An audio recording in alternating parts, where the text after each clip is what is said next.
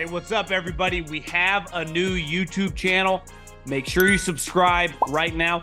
Leave a comment on the video. Share it with your friends. It's also a podcast, 3 and Out, wherever you listen with me, John Middlekauff, Apple, Spotify. We have you covered, as well as thevolume.com. We have merch. Check out. I got 3 and Out hats right now. Thevolume.com. Search the podcast. Buy some merch. Okay, here with, I would say, one of the founding fathers, maybe that's too bold, of at least the popularity of fantasy football. Like many people, I'm sure, my age and younger, I've listened to you for a long time with Bill. Yeah. And the explosion of fantasy football. Matthew Berry is now part of Sunday Night Football. You can see him on television. It just happens to be the biggest television show in America. Matthew Berry, how you doing? I'm good. Life's great, man. I'm at the NFL Combine, talking to people, having friends. It's great. How long you been playing fantasy football? Since I was 17 years old. I've been playing fantasy since I was 14, but I started in fantasy baseball, so I think 17 or 18, so over 3 decades. From a gambling standpoint, obviously we bet football unlike any other sport. Same thing with fantasy? Yeah, of course, yeah. Yeah. Why do you think fantasy football is so big? I think it's partially because the NFL is so big. I think there's a couple of reasons why, right? So first off, the NFL is the most popular sport, so it stands to reason that the fantasy version of that is also the most popular. It's easy to play. It's everything that you want in a game, which is that it's easy to play and understand. It's hard to master, right? So you get addicted to it. You get really engaged with it. The fact that you're playing one game a week in essence. You're not using a ton of players. It's a fairly simple. I have 8-year-olds that play and I have 80-year-olds that play, and anything that appeals to that wide a demographic, is great, obviously, and it's fun. You know what I mean? At the end of the day, it's fun. So that's. I feel like you put all your chips in the middle of the table on fantasy a long, long time ago. Was that just a gut feeling? Could you feel it through the people you were playing with, or the larger landscape? How'd you know? It's a good question. I'm not a weird guy, and by that I mean is the stuff that I like Springsteen, I like pizza, I like going to Vegas, I like superhero movies. The stuff that I like is fairly mainstream, right? I don't like weird stuff, or non-mainstream stuff is probably a better way to say it. And I really like fantasy football, and so I sort of felt like, well, I like all this other stuff that's incredibly mainstream and super popular, right? And I also like this thing. And so if this thing can just get more popular, just get more exposure, have more people understand that it's not this nerdy thing, it's not this niche thing, but it's actually it's a really fun extension of watching the NFL, and it gives you a rooting interest in games that you wouldn't care about, right? I'm a Commanders fan. I'll watch every Washington game till the end of time. But if I don't, but I'll also watch every other NFL game because I have a fantasy player in it, right? So it enhances your enjoyment of the NFL if you enjoy the NFL. It gives you a rooting interest in games you otherwise might not care about. And so I just sort of felt like if I have this opportunity, if I have this desire and this enjoyment of this thing, then I think a lot of other people will once they're exposed to it. So we just got to expose more people to it. I get asked a lot just career advice, regardless of the industry. And I'm a big feel of your gut and, in your soul. And was there a moment in your career when you realized this is really going to be something? Because you worked at ESPN for a long time. I was at ESPN for a long time. And there's definitely different steps along the way where I certainly, did I expect it to explode? When I was starting out, did I expect it to explode the way it did? Did I expect that I would one day be on Football Night in America on the pregame show for the biggest game of the week, the most popular show in the ratings? No, obviously. But I did. Again, I sort of thought how, again, if people were exposed to it, it's fun. It's fun and easy to play. And the more people are exposed to it, the more it's going to take off. I mean, there's moments in time, right? I always sort of, you track my, I always track it by party talk. And this will make sense in a second, right? When I started out, I would go to a party. What do you do for a living? Well, you ever heard of fantasy football? No, what's that? Well, it's this game, blah, blah, blah, and here's how you play it, and sort of do that. Had to be an interesting combo in the early 2000s. Yeah, people, and then they'd be like, what do you do for a living? A fantasy football. Oh, yeah, my brother plays that. Oh, yeah, I got it. There's one guy in the office that's into it. It was that. And now it's then it became Oh, fantasy football? Oh, let me look at this team. Hey, I just got a trade. And now it's like, hey, Matthew. Like they recognize me and they come up to me and then they're like, hey, can you help me? You got a sleeper for me? Like, hey, who do I start my flex on Sunday? So it's just sort of like continue to kind of progress. When did you get hired at ESPN? 2007. Would you say they were pushing it back then? No, they weren't. That was part of the reason I was hired. They came to me and they said, I'd been doing some work off and on for the company. Like I'd been doing little guest spots here and there. But they came to me and they said, in 2007, they said, hey, we've been talking internally. We think fantasy football has the potential to be big enough. We think it's got this potential. And we're looking for a Mel Kiper of fantasy football. We've been talking internally. We need to find a Mel Kiper for fantasy football to help us grow this particular, this interest stream. And we like the work you do. So we'd like to buy your website, move you to Connecticut, and make you the guy. So that was 2007. And part of what I was hired to do was to grow the game, specifically ESPN's fantasy game, but by ESPN being the worldwide leader in sports, and they certainly were in 2007, that was my mandate, was to sort of like, if ESPN grew the game, then we sort of felt like it would kind of grow globally. And that the other thing is that there was a trickle-down effect that like at ESPN, it's just like, listen, if you're a fan of sports, you have to watch ESPN at some point. You have to engage with ESPN. Like there's just no avoiding it, right? Yeah. Specifically the NFL, they have Monday Night Football, right? If you're going to be a fan of the NFL, you have to watch Monday Night Football, and you can only watch it on ESPN. So we felt like people playing fantasy, even if they didn't play with ESPN, but just people playing fantasy care more about the NFL. There have been studies, right, that the average football fan watches about 3 hours a week. The average fantasy player watches over 6 hours a week, right? More than twice. They're the avids of the avids. And so if we could get somebody playing fantasy football, even if it wasn't on ESPN platforms, if they played Yahoo somewhere else, right? NFL.com, what have you. To double their time watching. Well, right. They're more engaged in sports. It just means that basically if they were playing fantasy football wherever they played it, they'd be more engaged in sports. And if they were more engaged in sports, ultimately that would be good for ESPN because they would hopefully come to read my column or listen to my podcast, or just they'd watch Monday Night Football, even if they weren't a fan of the two teams playing, because they're hoping for a Monday Night Miracle, which I always put out there, that kind of thing. So that was sort of the idea of promoting that. So yeah, so part of my job, I think the thing that I can legitimately take the most credit for is the growth of fantasy football, the making it popular in America. I've won awards for that. I think about you when you say fantasy football. I'm not just saying that because you're sitting here. It's just true. I appreciate that, but that's the thing that comes up the most. Like I literally like, and I'm not trying to brag about the award, but it's just so funny. The American Marketing Association. And I think it was in 2013, named me the Marketer of the Year because of my help in the growth of fantasy football. Like, it's kind of crazy, like right? Phil Knight. I mean, somewhat. Like, I don't know that I would say that, but I just, like, literally, like, this marketing organization, like, honors people for, like, incredible marketing. And they were like, the way you marketed fantasy football and the way you helped grow the popularity of it and made it a national thing, they gave me this award. And so, I think that's, I'm not trying to brag on myself, but that is something that I think I can legitimately sort of lay claim to. And that's the thing that comes up the most, is that I didn't invent fantasy football, but I believe I made it popular. I mean, a lot of people did, but like I was part of that. For sure. That stream. Is it fair to say, obviously, when you get really big at ESPN or starting off in 2007, one thing that's dramatically changed over that period of time is the power of the internet? Oh, for sure. Game changer for fantasy? 1,000%. Because all of a sudden now, now you could play it in this, right? Now you play it on your phone. Stats are kept more, it's easier to do research. It's easier to set your lineup. It's easier to get, live scoring updates, everything like that. So just technology has been a great boon to the game, and it lowered the barrier to entry. Again, like back when I was doing it, you had to do stats by hand. You had to sort of nerd out and really like go through the box scores, add them all up. You're doing stats by hand. It's painstaking, and the only people that are really going to do that, the hardcores. But now, like, again, like, my kids have been playing since they were like 8, because they all know how to use an app. They all know how to use a phone. They can all open up an app, and they just like, oh, boop, boop. Oh, this guy's projected for more points than that guy.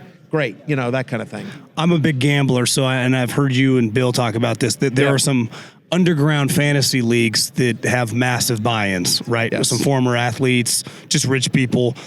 Are you part of any of those? And can you just give me, what's the biggest one you've ever heard of, a buy-in? I mean, there's one I've heard of that's a bunch of guys that either own or run casinos. That's like it's $100,000 buy-in. I've heard rumors of the $100,000 buy-in one. That one I know for a fact. Keeper league? Huh? Keeper league? Not a keeper league. Starts It's a fresh redraft. every year? It Okay. starts fresh every year.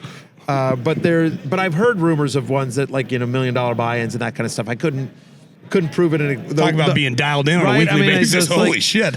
But honestly, it's all still sort of the same. Like if you're willing to put $1 million down in a fantasy league, you can afford to lose it. You know what I mean? It's true. It's the same as somebody else saying, I'm in a $10 league or I'm a $100 league. It's all relative. Guy making right? $60,000 doing a $500 league is a pretty big deal. Right, 1,000%. Right, Yeah. It's the same thing. But somebody who's worth $100 million. Yeah. I'll put in 100. I'll put in $1 million. Somebody that's worth $500 million. I'll put in $1 million. They don't care. It's this. Yeah. Well, I'd imagine you get people all over the sun hitting you up for advice, right? Especially the big money guys want to know. How does that go?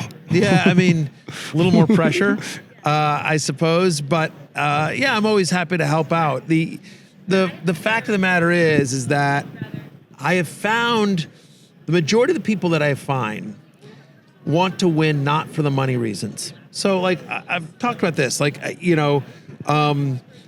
Jay-Z plays fantasy football, and I'm in I know all the guys in that league. I'm not in that league, but I know all the guys in that league. LeBron's not in that league. No, it's a famous Guts league. Chris Paul, the only other athlete or celebrity in that league is Chris Paul, but Jesse Itzler, who's a co-owner of the Atlanta Hawks, is in that league. Steve Stout, who runs Translation. Mike Kaiser, the president of Atlantic Records. Juan Perez, who runs Rock Nation Sports. Kevin Lyles, Irv Gotti, Murder Inc., Irv Gotti, the legend. On and on. The people in that league. And so, so I've seen that league. All those guys, and I won't say what the entry fee is for that league, but it's not cheap. Probably not $10. It's not $10. I'll leave it at that. But in all the years, and I've gone to that draft for I think 11 years, 12 years now, something like that. They all want to win desperately. Oh, you go to the draft? I go to the draft. I go to the draft every year, and sort of help out and give it. I kind of do a play-by-play of the picks, and people are like good pick, bad pick, and I sort of like talk about whether I liked it or not, and That's cool. I give all the guys crap, or they give it back to me, and it's a great time. You charge a fee for that? Or I do not. Oh. I do not. I'm honored to be there. But the reason I bring that up is my point is like it's not an insignificant amount of money. And I've never in 12 years ever heard anyone bring up the money. They all desperately want to win, but it's not about it's about bragging rights because they're all good friends. They've known each other for years and years and years and years, and so it's all bragging rights. And that's what I've found for the most part is very few people that are in a play fantasy for the money. There are pay for play leagues where the goal is to try to win money. Yeah.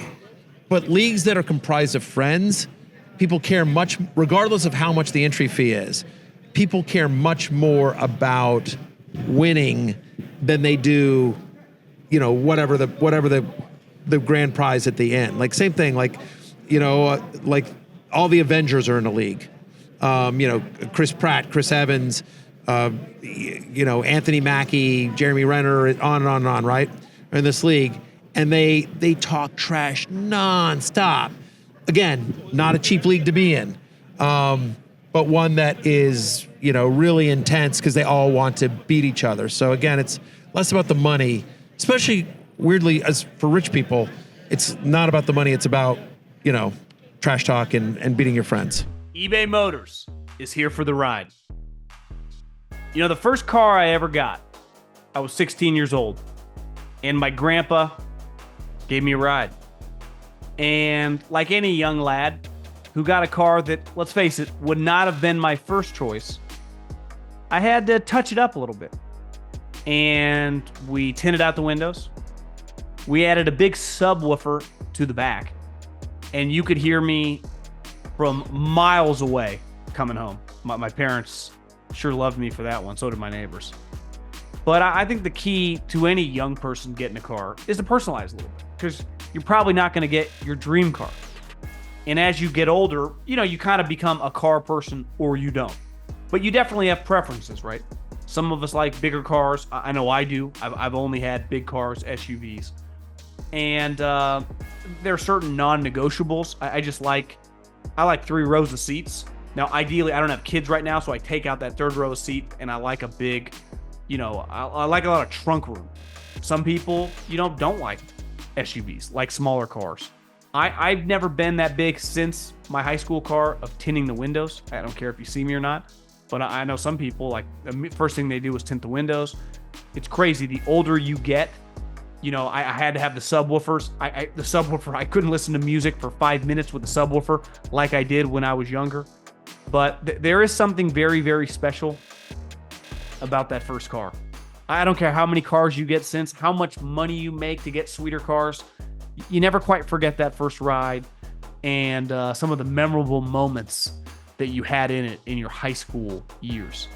So with over 122 million parts for your number one ride or die, you can make sure your ride stays running smoothly. Brake kits, LED headlights, roof rack bumpers, whatever your baby needs, eBay Motors has it. And with eBay Guaranteed Fit, it's guaranteed to fit your ride the first time, every time, or your money back.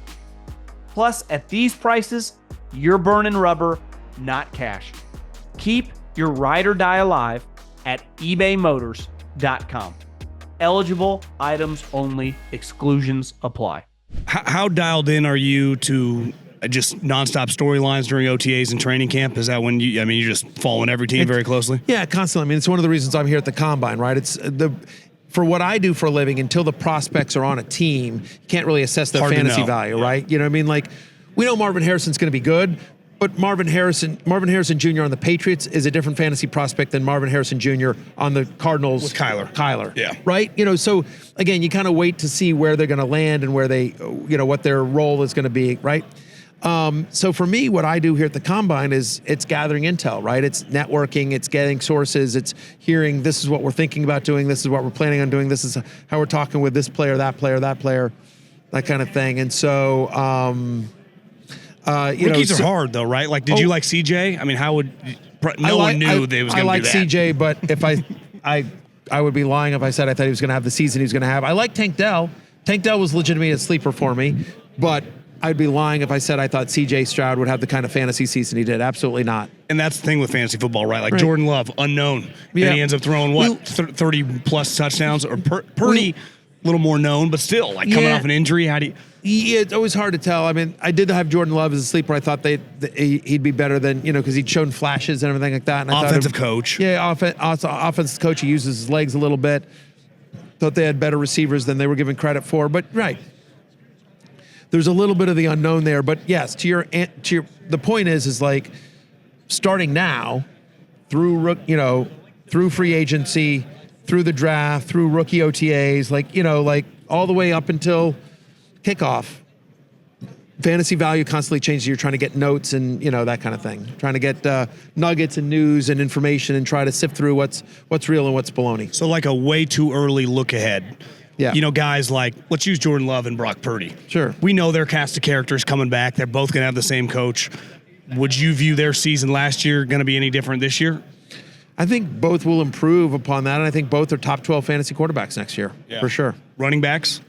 I mean, some of them are free agents, but some of the guys, Jahmyr Gibbs, is he a guy that you just? Yeah, I mean, the question is whether they. Right. I mean, I think I have Jahmyr Gibbs ranked ahead of Dave Montgomery. They want to be a run-first team. It's one of the best offensive lines in football. You don't expect any of that, but Jahmyr Gibbs is going to be one of the first 15 running backs drafted this year, and probably higher, because there's going to be a lot of hype on him. McCaffrey's my number one overall. Yeah, for sure. Nothing's going to change? No. Running backs make you nervous, though, with injuries and. Yeah, a little bit, but you know what? Like, yes, running backs make you nervous, but they all do. Every position does. I mean, what was it? Something like 66 different quarterbacks took a snap this year. Crazy. Something like, quarterback used to be the same. Like, quarterbacks never get injured. The league protects them. They're usually mobile. They have 66 different quarterbacks, right? Like, so And then there were a lot of wide receiver injuries as well. I mean, obviously Justin Jefferson, he got banged up. Jamar Chase got banged up. T. Higgins got banged up. Like on and on and on. So Debo, Mike Williams, it's a violent sport. Let's end on your squad. Obviously, they got a new coach. They got a new GM. They have offensive pieces. And it looks like they're going to take quarterback. Do you know who you want? I think the easy answer is Caleb Williams because of Cliff Kingsbury. But I want whoever. I honestly, you have a gut feeling who they're going to take? Assuming he's going to go one, Caleb. I feel like Drake Maye just because I feel like he's probably a better fit at this stage for what Cliff Kingsbury likes to run offensively versus Jayden Daniels, who's kind of like this different kind of quarterback. But what I would say is that I almost think he can't screw it up. Feels like all three. I'm like I kind of agree. Not cut to 3 years from now, and one of them's Josh Rosen. But the fact of the matter is I feel like all three of them are sort of can't miss, and like they're all going to be good. I think it's safe to say whoever they take it to, given the personnel you guys have on offense and Cliff, probably going to have a pretty good rookie year. Yeah. Wouldn't you imagine? I would think so too. And it's interesting, right? Because without knowing team, you'd sort of say, well, Jayden Daniels is going to be the most fantasy relevant because of the rushing. Yeah. But then you point back to last year. Okay, if Anthony Richardson had stayed healthy all year long, who ends up with more fantasy points, Richardson or C.J. Stroud? It'd have been close. He might have 10 rushing touchdowns. CJ, right. I mean, Richardson was on his way to being a fantasy superstar, but then Stroud just has a monster year, right? Stroud was a fantasy superstar. And so you sort of never know, right? But I think all three will be very successful.